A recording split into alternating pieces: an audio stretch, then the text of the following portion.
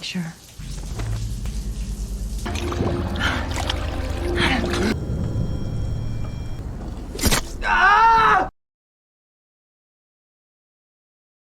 Di awal film, terlihat dua pria bernama Mark dan Walter yang sedang dalam perjalanan menuju ke rumahnya Mark. Di rumah, Mark disambut oleh orang tua dan teman-temannya. Terlihat juga ada seorang gadis cantik bernama Melanie yang sedang ganti pakaian. Terlihat Mark terpesona dengan kecantikannya Melanie. Saat di kolam renang, terlihat Mark semakin terpesona dengan Melanie. Thanks again, Randy. Who's that dweeb? Yeah. Pada malam hari, ibunya yang single mom akan pergi keluar bersama pacarnya. Randy merupakan pacarnya Tanya, ibunya Mark. Mark merasa antusias karena dia merasa bebas minum-minum bersama 3 temannya. My dad wasn't much of a drinker. They're really popular in France right now. Tak lama datang seorang pria bernama Deacon yang diperintah oleh Tanya untuk mengawasi putranya. Dan di situ suasana menjadi canggung. Esoknya Mark pergi ke toko perabotan. Di sana dia bertemu wanita yang seumuran ibunya. Dia bernama Carissa. Dia menganggap Mark seorang karyawan di sana. Karena itu, Carissa bertanya tentang fungsi perabotan kepada Mark. Walaupun Mark bukan karyawan di sana, dengan sopan menjelaskan mengenai pertanyaannya Carissa. Mark yang selesai pergi dari toko itu. Tak sengaja mobil Carissa melintas tepat di depannya Mark. Carissa pun berkenalan dengan Mark. Ternyata Carissa sengaja ingin meminta bantuan kepada Mark untuk memperbaiki shower di rumahnya. Pada awalnya dia menolak karena ibunya sudah menunggu di rumah. Carissa yang mendapatkan penolakan tidak menyerah dan menawarkan sejumlah uang sebagai bayaran untuk jasanya Mark. Dan akhirnya Mark menyetujui untuk membantu Carissa. Walaupun Carissa sudah berumur seperti ibunya, Carissa tetap cantik dan seksi, bisa memikat hatinya Mark. Akhirnya mereka pun berciuman seharian di rumah Carissa. Singkat cerita, saat di rumah, Mark dan Walter yang sedang berenang, terlihat Mark saat antusias menceritakan kejadian yang baru saja dia alami. Kemudian pada malam harinya, Mark meminta izin untuk pergi berkencan. Ibunya Mark mengira pacarnya Mark adalah Melanie dan ternyata wanita lain. Ibunya yang penasaran mengancam tidak akan memberikan izin kepada Mark untuk menggunakan mobil apabila Mark tidak bilang soal pacarnya itu. Mark yang dijemput Carissa tidak mempermasalahkan hal itu. Yeah, it was in my pants. Mark, if you're not gonna tell me who you're going on a date with, then you... Carissa dan Mark berada di sebuah kafe. Mereka berbincang-bincang banyak hal, termasuk keterampilannya Mark. Tiba-tiba seorang pria asing yang memberikan peringatan saat Carissa sedang membayar bil. Dia bilang bahwa Mark harus menjauhi Carissa karena dia wanita yang berbahaya. Run, kid. Run. So are you talking to me? Get out while you still can. Yeah. Sebelum berangkat ke sekolah, ibunya sempat menanyai Mark. Ibunya merasa cemas kepada anaknya. Karena itu, dia overprotected kepada Mark yang masih duduk di bangku SMA. Ibunya khawatir kalau anaknya salah pergaulan dan bisa saja mengkonsumsi obat terlarang. Mark yang malas mendengar ibunya langsung pergi ke sekolah. Singkat cerita, sekarang Mark berada di rumah Carissa dan sedang di makeover oleh desainer pribadinya Carissa. Dia juga memberikan celana dalam berwarna hitam untuk dipakai saat Mark berenang. Di sini, gerak-gerik aneh Carissa mulai terlihat karena Carissa selalu menjawab pertanyaan Mark secara aneh. Trophy widow. I'm kidding. Saat malam hari, Tanya sedang membereskan baju kotornya Mark. Tak sengaja, HP-nya tertinggal di saku celananya. Tanya langsung mencari tahu mengenai putranya itu. Dan benar saja, Tanya menemukan nomor wanita bernama Carissa. Close. Carissa. Sementara itu, terlihat Carissa yang frustasi entah apa sebabnya, sampai dia melukai tangannya sendiri.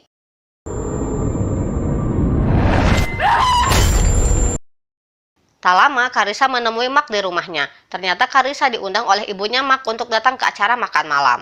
Betapa kagetnya Tanya saat melihat Carissa yang dia kira dia adalah gadis muda, tapi ternyata Carissa seumuran dengannya. Pada awalnya, acara makan malam baik-baik saja.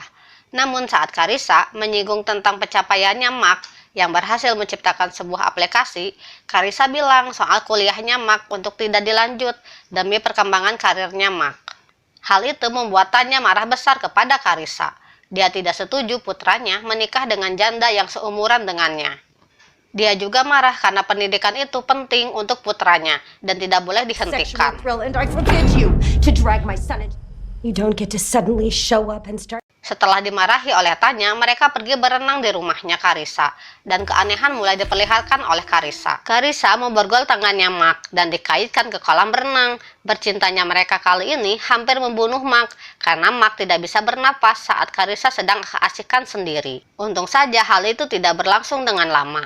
Di tempat lain, Tanya mencari tahu tentang Carissa, dan hal mengejutkan pun didapatkan oleh Tanya. Esok harinya, Tanya berkunjung ke rumah Carissa, namun mereka hanya berdebat di depan pintu, karena Carissa tidak akan membiarkan Tanya bertemu dengan putranya. Mark yang baru selesai mandi, tidak sengaja menemukan pistol yang tersimpan di dalam lemari baju Carissa.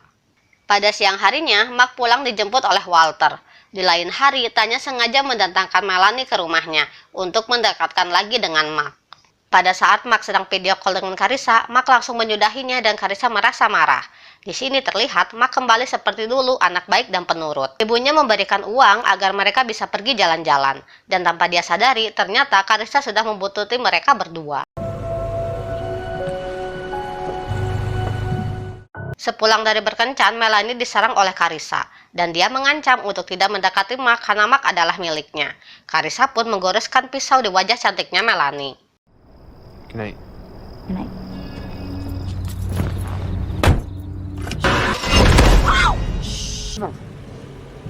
Think you're so special, don't you?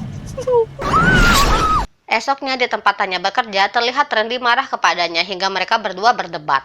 Tak lama juga terlihat Carissa menemui Randy yang sedang bekerja. Merasa Carissa bukan wanita baik, Randy menyuruhnya untuk pergi. Sementara itu, Mark mencoba untuk terus menghubungi Melanie, tapi tidak ada jawaban, bahkan panggilannya ditolak. Hingga pada akhirnya, Melanie pun menerima video call-nya Mark. Dengan ketakutan, Melanie menghindari kontak wajah dengan Mark. Melanie bilang bahwa mereka tidak akan bertemu lagi. Tak lama kemudian video call masuk dari Carissa. Bilang bahwa Mark harus datang ke rumahnya karena temannya Carissa dari Intel Digital akan datang nanti malam. Hi, sweetie. Hey, what's up? Padahal sebelumnya Walter sudah berada di rumah Carissa dan entah apa yang terjadi kepadanya karena Carissa mengeluarkan pisau yang sama untuk melukai wajahnya Melanie. Mark pun menggunakan setelan jas rapi karena berpikir akan bertemu dengan orang penting. Walaupun hatinya nggak tenang, Tanya mengizinkan Mark untuk pergi ke rumah Carissa. Di sana, dia bertemu dengan Trevor dan mempresentasikan keahliannya. Kemudian saat Trevor pergi untuk pamit pulang, Mark pun terlihat akan pulang juga. Tapi Carissa menahannya dan membuatnya pingsan karena memukulnya dengan sebotol minuman. You're leaving? 29? Mark, he just offered you a job. You're going to be working for one of the top software developers. Pada malam hari, mereka sudah berada di ruangan sauna pribadinya Carissa. Di sini Mark jelas ketakutan dengan kelakuannya Carissa. Mark yang sudah lemah karena dehidrasi, juga Carissa menyiksanya. As trainer, and he was told to help satisfy that. Di tempat lain, Tanya yang cemas karena putranya belum pulang dan tidak ada kabar. Carissa mengirim pesan kepada Tanya untuk datang ke rumahnya. Tak lama dari itu, dia pergi ke sana. Saat bertemu dengan putranya, tangan Tanya diborgol. Betapa kagetnya dia saat melihat putranya itu. Akhirnya mereka dikurung di dalam sauna. Stanley, he left me no choice! I thought you cared about him. Oh, but I do. What do you say we just put this whole mess behind us? I'll be waiting while you sweat out your decision. I know it's a tough. Malam hari pun datang, asap kabut ruangan sauna sudah mengepul dan mereka kelelahan karena suhu ruangan yang panas. Setelah menunggu cukup lama, Carissa melihat bahwa Tanya sudah bundir. Namun itu hanya akting dan duel antara mereka berdua terjadi. Dan Tanya berhasil mengalahkan Carissa hingga dia tak sadarkan diri untuk beberapa saat.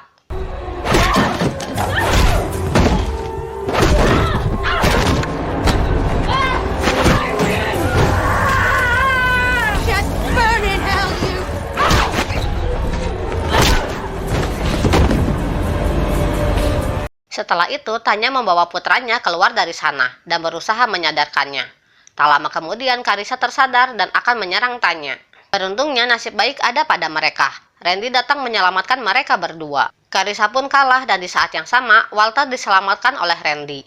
Ternyata selama ini, Walter disembunyikan di dalam kotak pinggir kolam renang.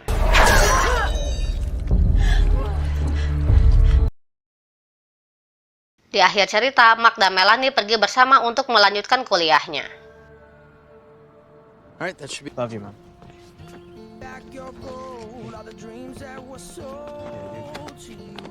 Bye. You'll be okay. Care of him, huh? All right, I'll try. Don't let him get. I'll do my best. Thanks for everything. Hai guys, gimana, seru kan filmnya? Pelajaran dari film ini, kita harus nurut sama orang tua. Kita juga harus waspada dengan orang terdekat kita. Bisa jadi mereka punya niat buruk kepada kita. So, berhati-hatilah dengan setiap langkah di hidupmu. See you in next video. Sayonara.